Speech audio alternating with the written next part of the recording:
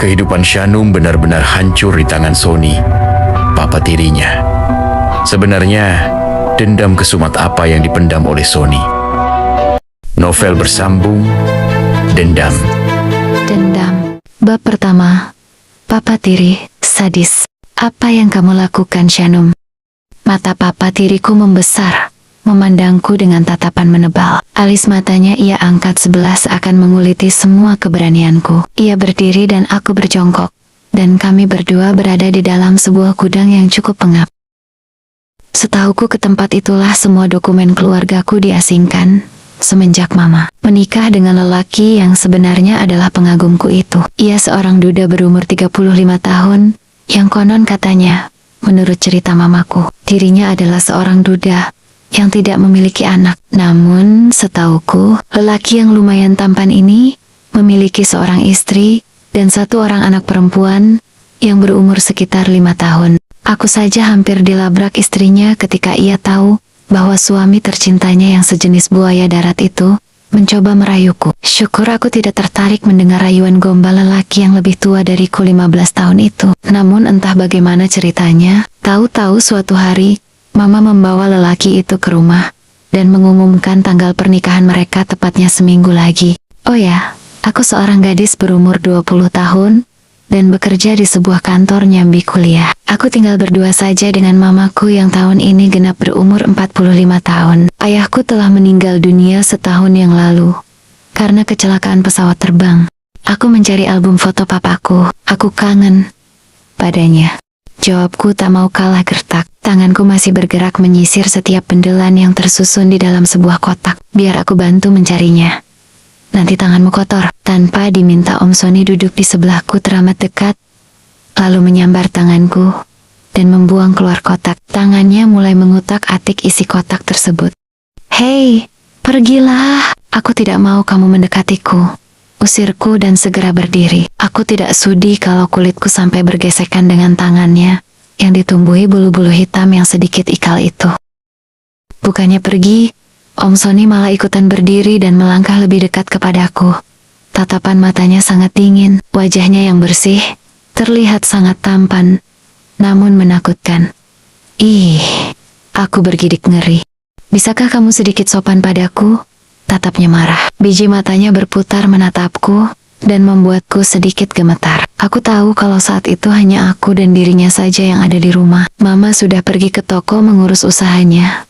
Dan entah mengapa, lelaki ini kok masih saja di rumah. Nyaliku pun menciut. Keberanianku ikut meleleh. Aku terdiam dan bersurut langkah mendekati ambang pintu yang terbuka. Namun lelaki itu tiba-tiba meraih tanganku dan menariknya dengan kasar, lalu melemparkan tubuhku ke tengah ruang. Aku terlempar lebih jauh ke dalam gudang, persis di atas tumpukan kain gorden yang masih dalam plastik, dan belum sempat dibawa mama ke tokonya. Apa-apaan kamu? Bentakku dengan sisa-sisa nyali yang ada. Lelaki yang kini menghadap ke ambang pintu yang terbuka, nampak perlahan berjalan menuju pintu itu. Syukurlah, dia pergi, gumamku sambil mengelus batang tangan kananku yang agak sedikit kebas karena terbentur ke lantai. Bag.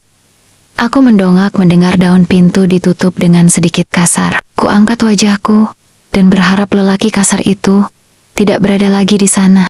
Tapi, dia membalikkan badan kepadaku, membelakangi daun pintu yang sudah tertutup rapat. Matanya menatapku tajam, dan sebelah bibirnya bergerak terangkat ke atas. Dia seakan mau memangsaku. Aku bergegas berdiri, setidaknya mengambil kuda-kuda sebisaku untuk mengantisipasi kemungkinan yang akan terjadi. Om Sony menyeringai buruk, lalu tangannya bergerak ke bawah perutnya.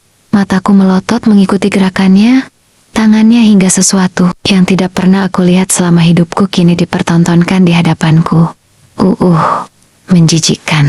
Jangan kurang ajar, bentakku dan aku beringsut mundur. Alangkah menjijikkannya melihat lelaki dengan celana pendek yang dipelorotkan ke bawah, dan alat kelaminnya ia biarkan mendongak di atas perut, dan hampir menyentuh pusarnya.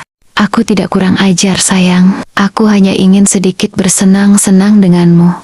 Seringainya makin menjijikkan di telingaku. Ayolah, mumpung mamamu tidak ada di rumah. Aku dengan ikhlas memberimu sedikit kenikmatan. Sambungnya mendesah. Tubuhnya sudah sangat dekat dengan tubuhku. Pergi kau, teriakku sambil mendorong tubuhnya yang lumayan kekar. Sangat berbanding terbalik dengan tubuhku yang kecil. Aku makin mundur ke belakang, dan kini hampir saja tersandar ke dinding. Dorongan yang kulakukan dengan seluruh kekuatanku ternyata hanya mampu membuatnya terhuyung sedikit. Lalu ia kembali mendekatiku dengan seringai bak beruang lapar. Bukankah sudah kukatakan padamu waktu itu bahwa aku pasti akan mendapatkanmu?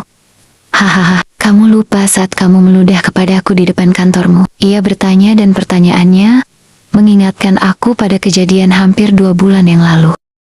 Saat itu, lelaki ini terus mendesakku untuk menerima cintanya. Padahal baru seminggu yang lalu istrinya mencak-mencak datang ke kantorku, bermaksud untuk memakiku, yang ia yakini telah menggoda suaminya. Wih, teori dari mana itu? Yang benar adalah suaminya yang terus-terusan merayuku. Syukurlah saat itu aku sedang tidak berada di kantor. Aku sedang mendampingi bosku menemui seorang rekan bisnis kami. Kalau tidak, mungkin sudah terjadi jambak-jambakan saat itu. Dan sorenya, ketika aku pulang kerja dan tengah menunggu taksi online pesananku, lelaki ini datang dan tiba-tiba meraih tanganku hingga aku terlempar ke pangkuannya. Wajahku mendarat tepat di dadanya, dan tanpa basa-basi, ia lingkarkan kedua tangannya, mengunci di punggungku, dan siap mendaratkan ciuman di bibirku. Kala itu, plak, kutampar wajahnya, dan kudorong dadanya, hingga ia sedikit terjengkang ke belakang. Terdengar beberapa orang yang berada di tempat itu menertawakannya. Cuy, aku meludah ke aspal. Aku bersumpah akan mendapatkanmu bagaimanapun caranya. Keluarlah sumpah dari mulutnya kala itu. Aku tak peduli dan langsung naik ke atas mobil Avanza taksi online yang telah menungguku. Masih ingat? Tanyanya mengganggu lamunanku. Aku mengangkat wajahku dan mencoba memelototinya. Hahaha, kamu bertambah cantik kalau sedang marah. Tangan kanannya melambai hampir saja menyentuh daguku, sedangkan tangan kirinya masih mengusap-usap senjata rahasianya yang semakin keras. Berani kamu mendekat, akan kutampar wajahmu sekali lagi. Bentakku garang namun mundur beberapa langkah. Tampar? Om Sony tertawa.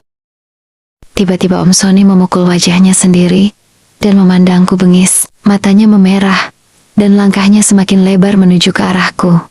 Aku makin ketakutan. Mama, ayah, teriakku berharap mama datang membantu. Berteriaklah sekuat hatimu, dan tidak ada yang akan bisa membantumu. Seringainya semakin buruk dan menakutkan. Aku akan mengadukan kelakuanmu pada mamaku. Ancamku, berharap dia takut. Mengadulah kemanapun kamu bisa, bahkan ke papamu di akhirat sekalipun, bentaknya keras membahana. 2 tangannya meraih paksa kedua pundakku, lalu dipelintir sampai pinggangku rasa mau patah. Dengan sekuat tenaga, ia mendorong tubuhku dan punggung dan kepalaku beradu dengan tembok. Pandangan mataku nanar, semua terlihat hitam dan gelap. Beberapa detik kemudian aku kehilangan semua ingatanku. Entah berapa lama aku pingsan, aku pun tidak tahu. Matahari mulai meninggi ketika ku dengar lapat-lapat suara kaki mendekat. Kepalaku yang berat berusaha aku tegakkan dan menengadah menatap tubuh yang berdiri persis di dekat ujung kepalaku. Kau, seruku lirih, namun kesadaranku kembali berkurang. Tatapan mataku meremang, namun aku masih bisa menyaksikan seringai buruk Om Sony yang nampak puas. Kemudian ku rasakan beban berat di kepalaku. Aku mencoba meraba benda apa yang menekan kepalaku hingga menjepit ke lantai. Oh, ternyata Om Sony telah menginjak kepalaku dengan kakinya yang lebar. Rasakan kau anak Indrawan, makinnya membawa serta nama papaku yang sudah meninggal dunia. Mengapa kau lakukan ini padaku? Agak terbatuk, aku mencoba bertanya. Namun lelaki kejam itu tidak menjawab. Ia meninggalkanku di dalam gudang, lalu menutup pintu dengan keras. Aku terlonjak kaget. Setelah ia pergi, ku coba meraba sekujur tubuhku. Begitu aku sadar tidak satu benang pun pakaian yang melekat di tubuhku, dan rasa sakit yang teramat sangat di antara kedua pahaku. Aku langsung menjerit sekuatnya. Aku sadar, ternyata laki-laki itu telah merenggut kesucianku dengan cara yang sungguh tidak manusiawi. Setelah puas menangisi kesialanku hari itu, Aku mencoba mencari sejumput harapan yang tersisa. Aku bertekad akan melaporkan kejadian itu kepada Mama dan mengusir laki-laki itu dari rumah kami yang biasa adem. Aku tidak mau kehadiran makhluk jahat ini semakin menghancurkan kehidupan kami yang kini hanya tinggal berdua semenjak kepergian Papa.